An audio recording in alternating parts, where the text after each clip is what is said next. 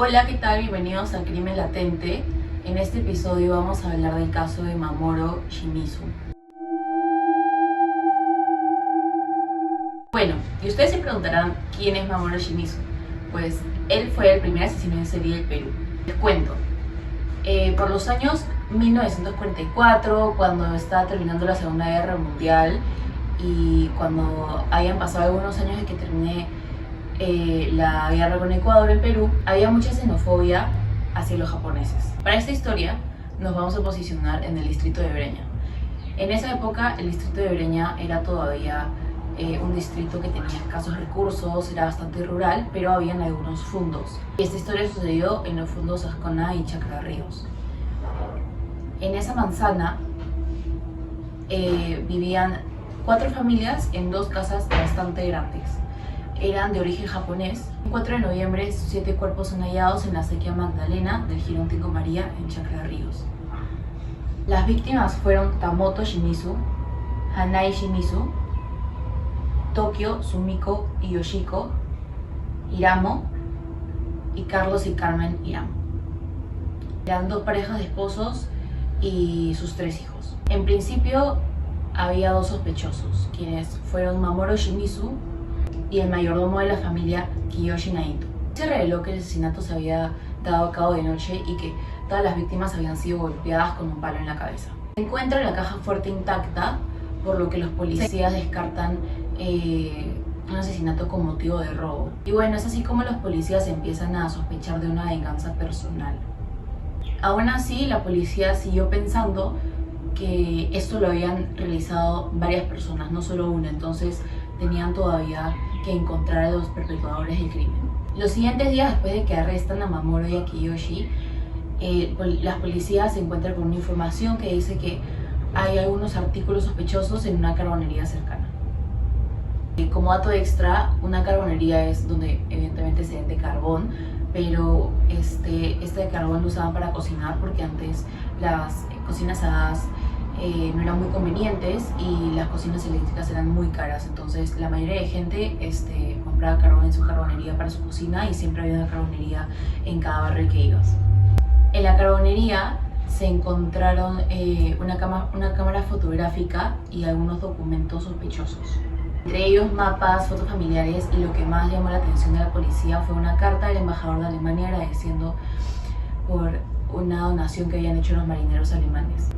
En las investigaciones se revela que la versión de Mamoru era que se había levantado súper temprano para ir a hacer sus cosas, se había acompañado al mayordomo al mercado y después se había regresado a su casa.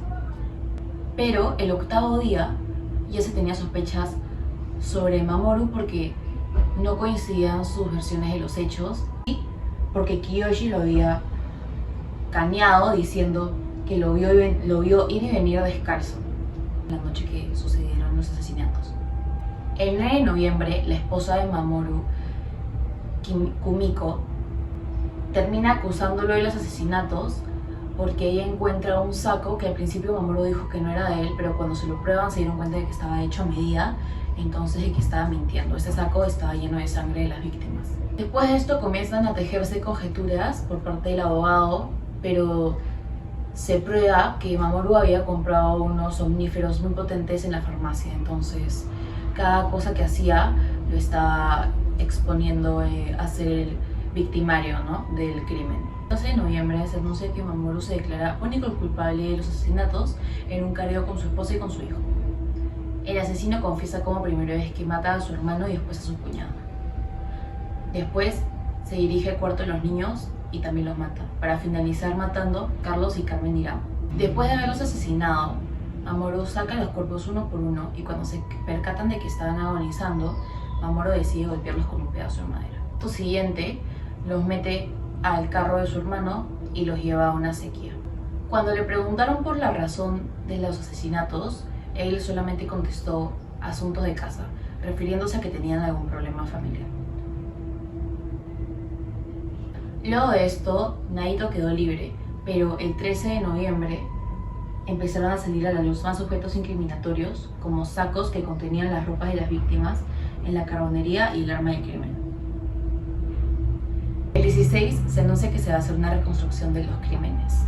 con la presencia de los vecinos que estaban cerca y gente que era curiosa. Se relata con lujo de detalles todas las acciones que tomó Mamoru antes y después del crimen, pero la gente seguía dudando de que él actuó solo. El juicio de Mamoru se realizó 4 años después, el 4 de noviembre de 1948. Es ahí cuando Mamoru decide declararse inocente. Sin embargo, nadie le cree y se le aplican 25 años de cárcel y una fianza de 70.000 soles.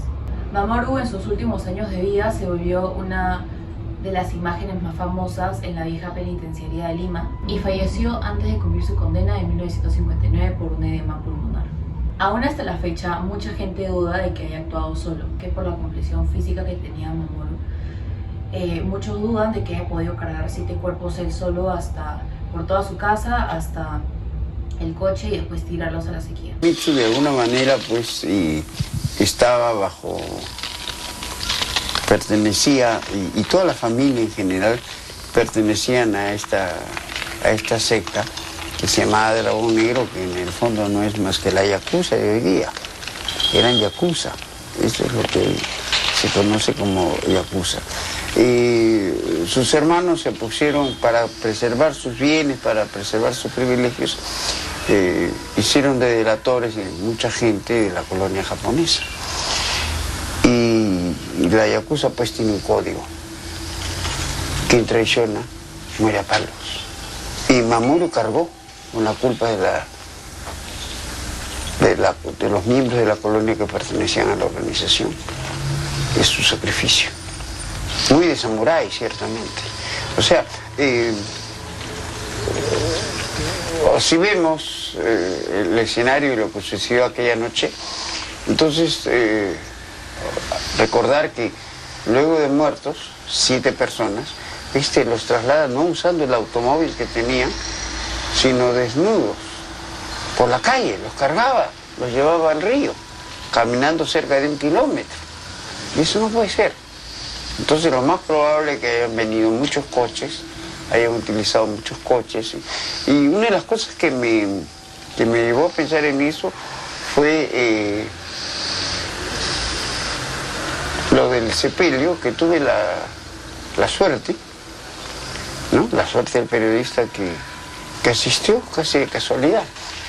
Y a la distancia habían como 100 personas. Y todo el ritual fue de la manera católica, extrañamente. Ahora, todo fue pagado ya te digo, hubieron como 3 carrozas que fueron mandados por diferentes individuos a la hora que muere este supuesto cruel asesino y etcétera, etcétera, que había victimado a una familia entera, niños. Sin embargo, a la hora que muere, y un cortejo de floral, pues que inimaginable, pero nadie se acercaba. Se quedaron 2 carrozas con ataúd y todo, en la puerta de lo que hoy día es el Sheraton, que era la penitenciaría de Lima en ese entonces. Hasta ahí llegó el caso de Mamoru Shimizu, el primer asesino serial del Perú. ¿Y tú qué opinas? ¿Crees que actuó solo o acompañado? Coméntamelo abajo en los comentarios.